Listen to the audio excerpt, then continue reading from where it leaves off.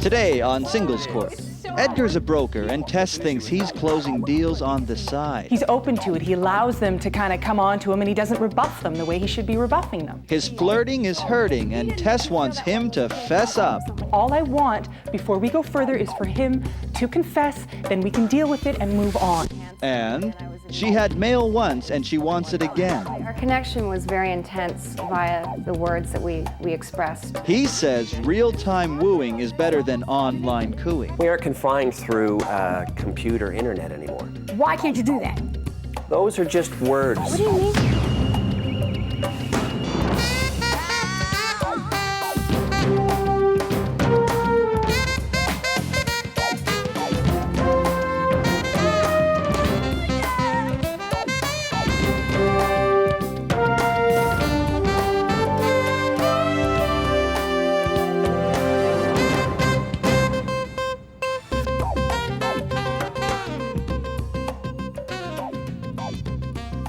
Hello and welcome to Singles Court, the #1 show on the Singles Broadcast Network.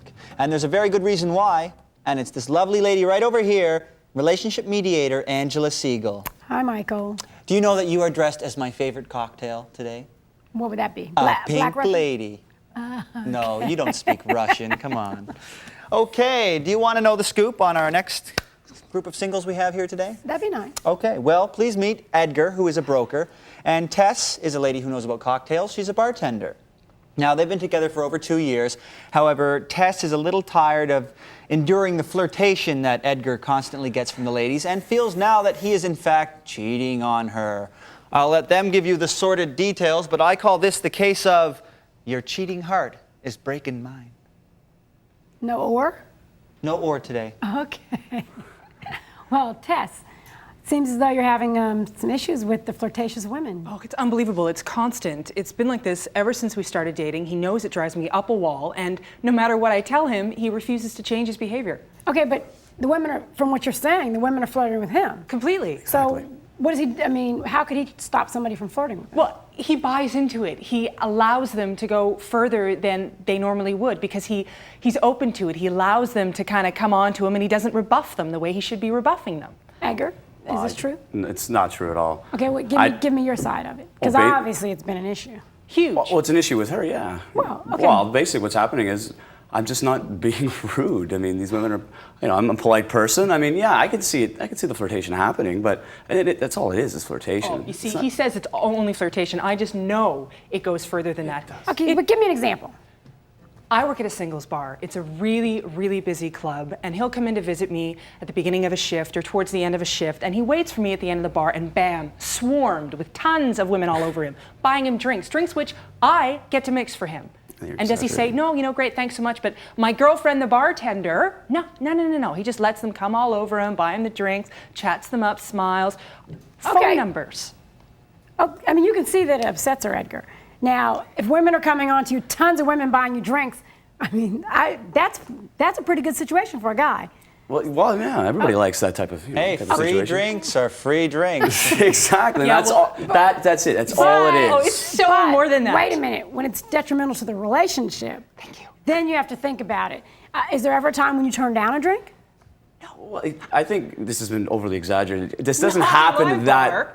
It doesn't happen that often. I mean, she's. Okay, how often does it happen? Once in a while, I'll come in and I'll get a drink. It's not like every time I go to pick her up or I walk in, it's like women are flocking to me and they're buying So I put her on whatever. his jacket when I want to take the dog out for a walk. I reach into the pockets and there are matchbooks with names and numbers on them. There's pieces of paper jammed into the pockets. All I want Edgar. I'm. The phone. Okay, I can see you can't stop somebody from flirting with you. No. I understand that. Believe me, I do. But when it comes down to giving the drink, accepting the drink, giving the phone number, accepting the phone number. I mean, how do you defend yourself? It's just it's harmless flirtation. I mean, it feels good. I mean, I love this woman. I mean, I'm not going to do let's back up. Rewind. It feels good.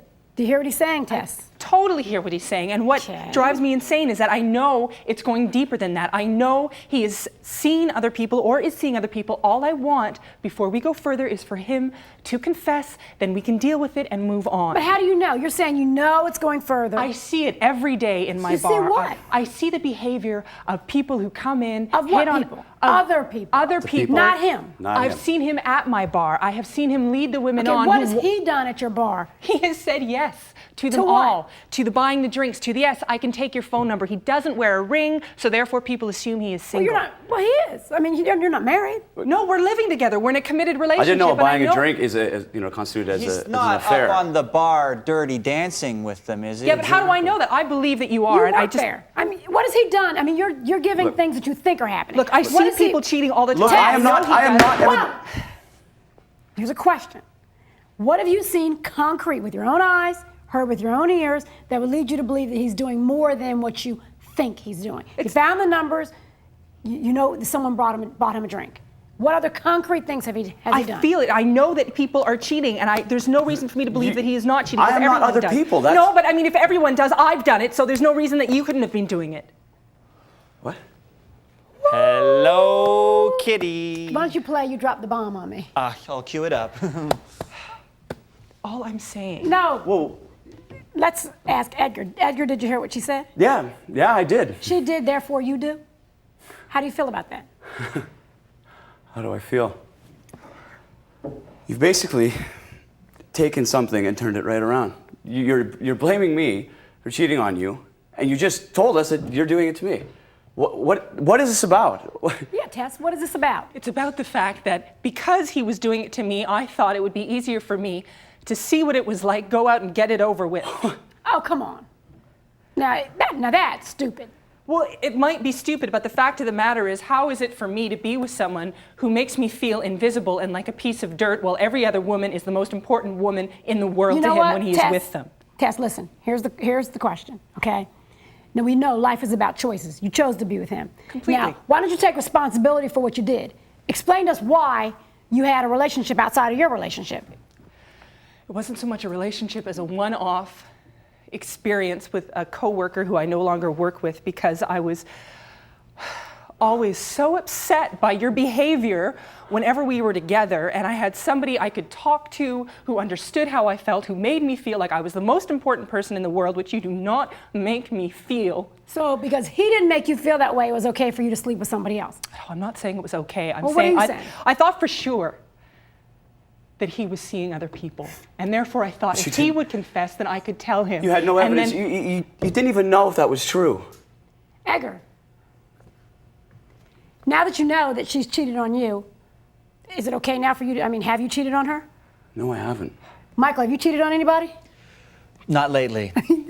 I mean, was that the environment that you wanted? I cheat, you cheat. Therefore we all cheat. Of course, it's not what I wanted. Well, no, not of course. Well, then tell me what it is you wanted. What was the purpose? You did this for what? I don't know. I wanted to feel that I was actually the one who was viable, who was wanted, who was adored, that somebody thought I was worth being with, because you don't make me feel like I am worth being with when we're together. If I make you feel this, then why have you been with me for so long? Why have you put up with it? Because I love you. Well, here's my question to you, Tess. Did it work? Do you feel that way now? No.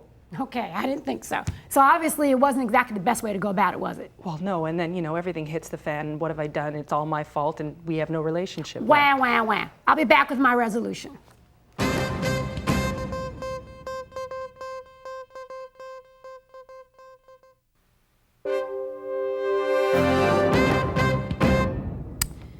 This case is another story of I thought, therefore I did.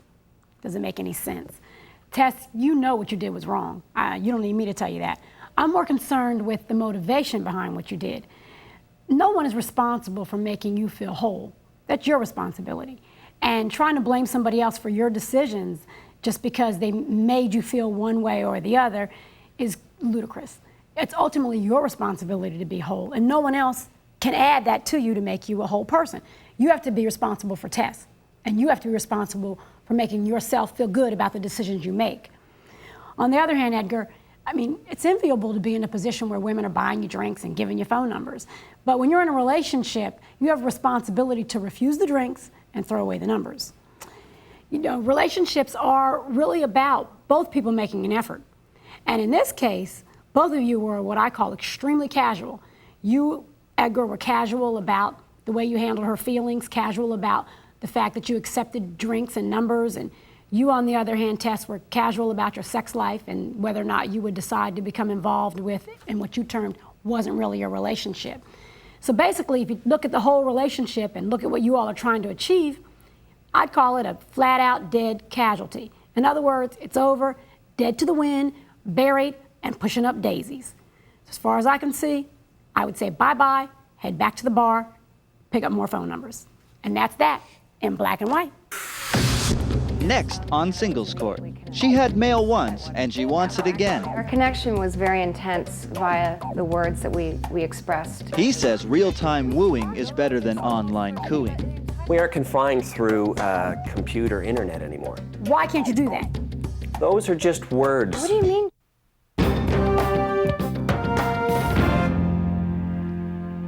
Are you seated comfortably? Good, because Singles Court is back with relationship mediator Angela Siegel. Hi, Michael. How's your seat there? Good? Yeah, comfortable. Okay, then we'll get on with it. Thank you. In our studio today, we have two singles who have issues. Otherwise, they wouldn't be here. This is Stephen. Stephen's a carpenter, and this is Janine, who is a legal secretary. They met a few months ago floating around in cyberspace, and they've since met in the real world and have kicked it off, and it's gone very well, except Janine misses the romance of the internet. I'll let them explain it better, but I call this the case of email, he-mail. Well, Janine, it sounds like the internet's been good to you. So tell me what the problem is. Well, actually, Stephen and I met online in a chat room on the internet, and I was very taken by him because he was so sensitive, and the strength of his poetry really made me gravitate to want to get to know him. And it's kind of out of character for me to do something like that, but I was just trusting, well, to go in a chat room and meet someone that way via cyberspace. But I was trusting my intuition with him. We met online and had this wonderful connection, and it was just inspiring to me to be connected to someone that way. Okay, so, yeah, you, Stephen, the other person standing there. Yeah, the moment that we met, I mean, there was just this instant connection. Okay, well, let's go back to when you were chatting in the chat room, because she was taken aback by, you know, everything that you had to say, and when we say that with quotation marks, that you had to type. She was impressed. Well, you know, when that physical connection that people have, that's when things really came together for me. Okay, so that's when you counted it. Up until then, it was just a chat. Right. Okay, the physical thing was the real deal, basically. Oh, absolutely. The second she walked into the restaurant, there was this connection between us. I mean, as cliche as it sounded, it was like love at first sight. It does sound cliche. Oh. Would you agree with that, though? No, actually, our connection was very intense via the words that we expressed through emails, and that's the reason why I wanted to meet him, and we both agreed to do that. So you felt the intensity before you actually saw him? Oh, absolutely. You felt the intensity once you saw. Okay, there's a little difference, wouldn't you say? Absolutely. Okay, difference in stories. Okay, so now you've met him, so you do like him. So it's been 3 months. Well, we decided to meet at a restaurant, and I went in, and he stood up, and I knew immediately. He smiled, and I knew immediately that it was him. So it was a very instant attraction for me as well, physically. I mean, he was tanned and tall and handsome, and I was immediately connected. It was quite wonderful. So that to you was like a compliment for what you already had before. Absolutely. Okay. It just intensified it. And when you saw her? When I saw her, there was this woman who walked in through the door in this long red dress, and she had this sparkle in her eyes, and I just said, I knew she was the one. I knew that she was the right person for me. I may have dozed off a little while back, but what's the problem here? This sounds great. Well, the problem for me really is that I miss the online poetry that we had together in the beginning of our relationship. Okay, so why don't you write us some poetry? I mean, that's not hard. That's like regressing. The poetry was a way for a person to express themselves when they don't have that physical connection. Really? I express myself now because I can touch her, I can hold her, kiss her, and verbally tell her how I feel. Okay, but if you're writing this poetry that was good. I mean, really, it must be good enough to like knock her off her feet before she even sees you. Why would that not be an extension of your personality? Because my personality now allows me to freely pick her up and sweep her off her feet and carry her wherever. I can do whatever I want physically. It isn't, we aren't confined through computer internet anymore. Okay. So do you understand, from his perspective, he feels as though the poetry is confining, whereas he's liberated because now I can sweep you off your feet and do the nasty. And so explain to me, I mean, obviously you don't see it like that. So No, what do you I say don't. when he says that to you? Well, what I say is the person that I met 3 months ago, who I was connecting with, had a soul. There was a soul that I connected to with him on the internet that I don't have anymore. And it was through that writing, and I have some here actually. Did he ever give me an say the example. phrase, do the nasty in his poems? I'm just curious. Michael. That was after we met. No, he actually had written this. I take this stuff to work with me. I printed it off because I read it on my coffee breaks. It's incredible. How about reading it now? Okay. I used to dream of flying, of soaring over the earth's surface, and now I dream of you. Your body's soft motion dancing like warm winds across the savannah, caressing with soft kisses. And that's exactly That's how what I started feel. it for me. Okay, but here's my question, because that's just like so important to her. So if it's so important to her, why would you not do it, even if it's a step back for you? It just doesn't seem right. Our right, it relationship doesn't. actually started when we No, it doesn't met seem each right. other. It doesn't seem right that somebody that could write that type of poetry could turn around and just turn it off and never be able to write it again. Right. It doesn't seem right. You're right. It doesn't. And you know what? I don't have to be Sherlock Holmes to have to ask you now, why can't you do that? Why would I have to? Now we have Because she's together. asking you to, and you said that you care about her and love at first sight. And remember, those were your cliche words. So if that's the And case, it's true. It's all true. so why can't you write her the poetry that she asked? How hard is that? To write poetry, I mean, it doesn't make any sense to me when I can look at her and I can kiss her But and I it's can touch something her. that I care about. You know what? It's something that... Have you ever heard the word bull? Because that's what comes to mind. Because it doesn't, something's not adding up here. Did you write that poetry? Those are just words. What do you mean just words? Are they What are you your getting at? words, though? Some guy wrote this stuff. Okay, Some what does guy? it mean? What does it This mean? guy So they're not that your was words. you. I'm just saying they're words Talk to that me, allow talk people. to me. Did you, no. The second question, that her and I, question. Did you write that poetry? they're just words that some That's- guy wrote. Okay. What? Not you. Would it make a difference? I mean, Yes. I was going to ask you. Yes, it makes a difference. what counts here is the moment that we connect. You know what? You're going to have a computer in the wrong place if you don't chill. I asked you a question, and you never answered it. Did you write that poetry? That's yes or no. All I know is that I heard no in Stephen. there. I heard no Okay. in there. Janine, okay, do you see what you have here is someone who didn't write the poetry that you cared so much about. What I have here is a liar. I never can't said, believe this. I never ever said that I wrote the poetry. What did you say? This, I didn't. When she walked Stephen. into that room that night, I could have been anybody. You were. Somebody else than what you But said I you never, were. But you I never went ever along went with over her the and said that I story. was the poetry. I just went over and I met and we connected But and we we hit talked it off. about this almost for Janine. the entire evening. Let me ask you a question. Who you have here is different than who you thought you had. Absolutely. So the question to you That's is, not true. the question to you is, do you like who you have here? I don't like a liar. I don't like knowing that he produced this lie to get me to stay with him. I feel really had here. This Well- is ridiculous. I feel the same way. We've all been had. I'll be back with my resolution.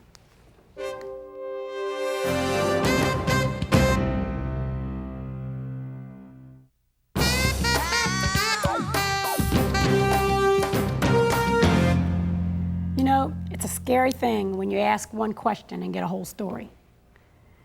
Janine, don't shy away from the internet. It can be a wonderful thing. It allows people to expand the geographical boundaries that they would impose upon themselves. So it's not the internet that's your problem. So don't shy away from that. That can be a good thing. You have to look at what you have. And with all situations, sometimes you get more, sometimes you get less. In this case, you got less. Stephen, you know, I can't think of a better word for you except a snake. Because just like a snake, basically what you did was you slithered into a position that was to your benefit, made your way in, and stayed there because it was comfortable. That's what snakes do. And you had every opportunity to say, I'm not the person you're looking for, but I'd like to meet you. You had plenty of opportunity. You chose not to do that. You chose not to let her know who you really were. You know, in every relationship, there's always a situation where if you start in the hole, you have to dig your way up. And what happens is that distance a lot of times is just too far. And in this case, the distance is just, you'll never get out of the hole. You know, if you think about this relationship, you have to say, who would want a relationship with a snake? He slithers from one side to the other. And remember that if in fact you do decide to have a relationship with a snake, remember, a snake can never stand on its own 2 feet. And that's that in black and white. Well, there it is. When it comes to relationships, 2 spirits makes a cocktail, but 2 wrongs don't make a right. And if you're gonna tell lies, well, your nose may grow, but that doesn't make you Cyrano de Bergerac. I learned that much from the sister with the solutions, Angela Siegel. Love you. Yeah. Join us next time here at Singles Court, the final word for singles.